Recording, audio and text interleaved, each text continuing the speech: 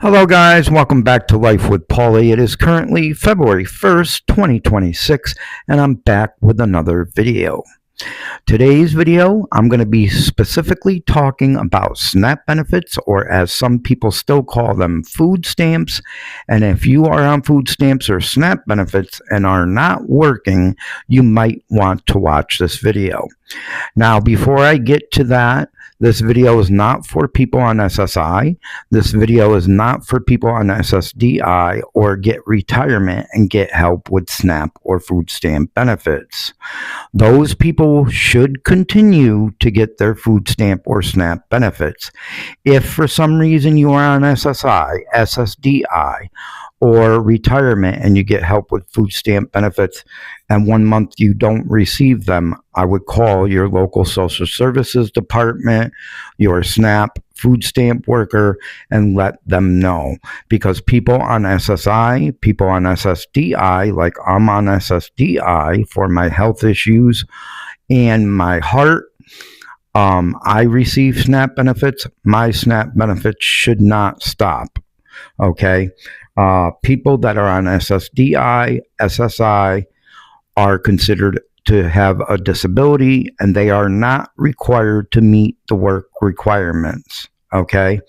But if you are somebody that is at home with children ages 14 and above, if you're below the age of 64 and you are required to meet the work requirements or they're going to cut you off. So what does that mean for these people?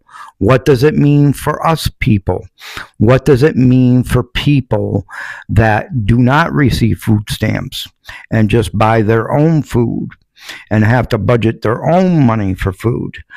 What does that mean for regular, everyday people that work for their money, go to the grocery store and spend their own money on food? It's going to affect you too. And I'm going to let you know how in this video. So, if you are on food stamps, you have to either be working 20 hours a week, which is 80 hours a month, and you have to prove that to food stamps. You have to show proof of your working and your income, or you have to be volunteering somewhere, or you have to be going to school. Now, I'm not sure if online school is in the program. I'm not sure if you go to online school at home on a computer, because I know a lot of people do that. I don't know if that constitutes as you going to school. It may. That is something you would have to check with your local social services department or your food stamp worker. The volunteering, you can volunteer at places. Usually if you volunteer at some place, they will give you proof of that. They will give you a paper that states how many hours you're volunteering for. Now, if you want to volunteer somewhere or like you can't find a job right away and you want to volunteer until you find a job, you can always go to a Goodwill. You can always go to a Salvation Army and volunteer there, and they will actually give you a paper to give your food stamp worker so they know that you're volunteering for Goodwill or Salvation Army or whatever other place you want to volunteer at. You might even be able to volunteer at a library. Keep that in mind. So like say you're looking for a job, but you can't find a job in time enough to meet these work requirements and you lose your food stamps, you can volunteer somewhere until you find a job. But this is for people that are ages 18 to 65. You must be working now, volunteering somewhere, or going to school 20 hours a week, 80 hours a month. So keep that in mind. Otherwise, you're going to lose your food stamps. Now, many states already enacted this rule, and some people have already lost their food stamps. But a lot of people are about ready to lose them now. And I live in Albany, New York, which is the state capital of New York. And if you know, when the chief in command made this new rule and made this new law that you had to be working up until the age of 65, and you had to be working if you had children 14 and above, when he made this new law, he made it and it was already enacted, but a judge kind of put a pause on it, especially for New York. Now, New York's deadline is March 1st, which is next month. So people in New York, if you are in New York right now and you receive food stamps, you need to get proof that you're either working or you're volunteering somewhere or you're going to school. You need to get proof to social services, to food stamps, to your SNAP benefit worker before March 1st. If you do not get that proof to them by March 1st, you will lose your food stamps. You won't get them in March. You will get them this month, which is February in New York, but you won't get them after that. And there's a lot of other states enacting this. So keep that in mind. Now, also, if you think you have a disability or whatever the case may be, or you go to the doctors and your doctor says that you're disabled, you cannot work, social services may have already sent you a paper. One of my friends, they sent a paper already for them as for their doctor to fill out, saying when their disability begin, saying when it might end, or if it will end, or if it's they're disabled indefinitely, and they have to get that paper filled out by March 1st here in New York. That is what social services, SNAP, food stamp workers are going to require. People cannot just go in there now and say, I'm disabled, I can't work. I have mental issues, I can't work. Now they have to have a paper filled out by their either psychiatrist or therapist, or they have to have it filled out by their medical doctor. It has to be filled out by a medical professional. If you do not have that, you will not get food stamps anymore. This is including the homeless. This is including the veterans. They're also about ready to lose their food stamps. So, say a homeless person. We have a lot of homeless people that live here in Albany, New York. They have a lot of mental issues. They're usually on the street picking up bottles, and they go and cash them in to kind of support themselves, to feed themselves, to get drinks, whatever the case may be. But a lot of them have mental issues. They stand on the street, they yell, scream, swear. You could tell they have a lot of mental issues. If they do not have a paper signed and everything by their medical provider, if they go to a doctor, most of them don't.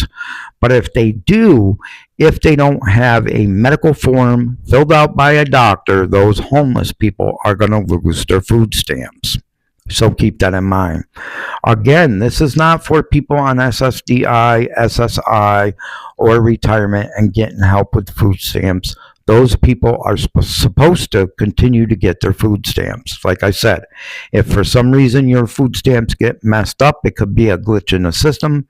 So make sure you call your local social services worker, SNAP benefit worker, food stamp worker, whatever you want to call it, and fix it. Okay? This is for people. And the new law actually is not for people that have children under the age of 14, which I think that is kind of ridiculous, because I think if you have a child that's in kindergarten all day, I think those people should be able to work. I think it's crazy that you can have 3 12-year-olds, and because they're below the age of 14, you don't have to work. You could just sit home and do nothing. That, I do think the law is ridiculous. I think they should make it, if your child is in school 8 hours a day, you should be able to volunteer somewhere, you should be able to go to school, or you should be able to work. You shouldn't just be sitting at home playing video games or doing whatever you want to do. I do agree with that. That should not be happening. But the chief in command made it from 14 And I think 14, if you have a child 14 and above, then you have to be working or meeting the work requirements. Now, what is this going to mean for all the other people that work hard for their money, struggle to buy food, and already struggle to put food on the table for their families? These hardworking people that don't get help with food stamps. What does that mean for you guys? What does that mean for me that is on SNAP benefits or food stamp benefits? That means I bet you 2 to 1 that prices are even going to go higher. Why are they going to go higher? Well, because the simple fact is there is about ready to be 1.1 million people cut off of food stamps. This includes veterans, this includes homeless people, and people not making the work requirements, meeting those requirements. They're going to be cut off of food stamps. 1.1 million people. So let's just say 1.1 million people, okay? Say 1.1 million people only got $100 a month, okay? That's what? $100 million that the grocery stores are not going to be getting anymore. The grocery stores make money from these food stamps. So taking these 1.1 million people off of food stamps, that is going to hit the grocery stores hard. The grocery stores are going to have to recoup that money somehow, some way. There has been lots of grocery stores already that have closed down, small mom and pop shops that have closed down because they're not making enough money. And a lot of it was because of when the government shut down. A lot of people didn't get food stamps. The stores were feeling the effect when we had that government shutdown. But now it's going to be even worse and probably permanent once these 1.1 million people lose their food stamps. And I don't care what the chief in command says. We all know who his name is. I'm not going to say it here on my YouTube channel but we all know the chief in command said that electricity, gas prices are down. Maybe gas prices for cars are down. I've seen that go down. But he says electricity, energy prices are down. No, they're not. He says food prices are down and stable. No, they're not. They continue to go up by a few cents, but they still continue to go up, food prices, okay? Energy prices have went up. My bill doubled this month, pretty much doubled, an extra $100 this month here in New York for my electric and gas. Almost $300 bill for me here in Albany, New York, when I used to pay like $170, okay? Energy prices are not down. Food prices are not down. And they're going to continue to go up. So these 1.1 million people that are about to lose their food stamps aren't the only ones affected. It's going to be you guys, the ones that work hard for your money and go to the grocery store and have a hard time and struggle with your bills and struggle to put food on the table for your family. It's going to affect you guys too, because you're going to see the prices in the stores go up. Maybe not right away, but you're going to see them slightly creep up and up and up in the stores. Okay, so keep that in mind. It's also going to affect people like me on SSDI that do receive food stamps, because we are also going to be paying the higher prices in grocery stores. It's going to affect a lot of people. It's not only going to affect, the people that are getting cut off of food stamps. And think of it this way. Yes, a lot of people, taxpayers, are going to save money by all these people getting cut off of food stamps. The 1.1 million people that are about ready to get cut off of food stamps, people are going to be saving money on their taxes. Well, I don't know if that's true or not. We'll see. But people are going to think, well, I'm saving money on taxes because now these 1.1 million people ain't going to be on SNAP benefits anymore. However, you're going to be paying higher food prices. So guys, don't think if you're not on food stamps that it ain't going to affect you, because it is. You're going to see that I'm right, and prices are going to continue to climb up. Maybe not not a lot, but they're going to continue to creep up. So it's going to affect everybody, guys. And I think it's kind of crazy, like I said, that the chief in command just keeps on lying to everybody, saying things are easier. Common economy is better when it's not. There's a lot of people out there struggling. I'm on SSDI because of my health issues, my heart issues. I pay $900 a month for this apartment. I do not get help with that. I do not get Section 8. I pay $900 in cash that I'm about ready to hand my landlord in a little while. I pay almost $300 for electric, so I pay $1,200 a month to live here. And I only get $1,500 a month on SSDI because of my heart condition and my health issues. So that only leaves me with $300 and something. I'm lucky I get help with SNAP benefits now, and I'm glad I did apply for SNAP benefits now and get $200 because that feeds me for the month. If I did not get that, I would have absolutely no money left for toilet paper, shampoo, soap, body wash, doing laundry, taking care of my puppy Annabelle. I would absolutely have nothing left at all. And there's a lot of people out there that are struggling that work jobs too. There's a lot of people that make minimum wage. Even though minimum wage went up in a lot of places, they're still struggling to make the money. They're still struggling to pay their bills because energy prices are higher. Gas prices are higher. I'm not talking about gas for your car. I'm talking about heating gas is higher. If you heat with propane, that is higher. That's out of the roof right now. If you heat with oil, that is higher. Everything is higher, and it doesn't continue to get no lower. You're not going to see food prices go down. When these people come on TV, they say food prices are stable, they're going to start going down, or they're going to go down a little bit by little bit. No, they're not. They're going to just continue to creep up because the stores now, even the big box stores like Walmart, are going to have to make up for them 1.1 million people that are about ready to lose their food stamps, that go into Walmart and spend them food stamps. They're going to have to make up that loss. Where do you think they're going to make up that loss? They're going to raise prices. So keep that in mind, guys. It's not only the people on food stamps that are going to suffer. It's the hardworking people out there that work hard for their money, try to support their families, pay their bills, keep food on the table. It's going to affect them too. It's going to affect everybody here in the world. So keep that in mind, guys. Just wanted to bring this video to you. I hope it helped you. If you have any comments, suggestions, or concerns, leave them in the comment section down below.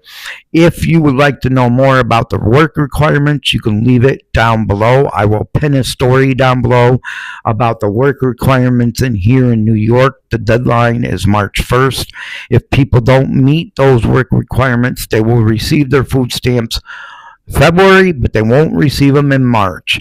You can go on Google, search your local state, and see when you have, what date you have until to turn your proof in before you lose your SNAP or food stamp benefits. I would do that in your own specific state. Like I said, some states, some cities already enacted this. Some people already lost their food stamps. But since the judge's order, some people got a little bit more time. You can go on Google, search your state and your city, and see how much time you have to submit your information or your proof of work, your proof of volunteering, or your proof of going to school. Get it done before you lose your food stamps. And people, I warned you in my other videos way back that it was going to get worse, and it's about to even get worse, especially with prices. Keep that in mind, guys. I will be back with another video soon. See y'all later.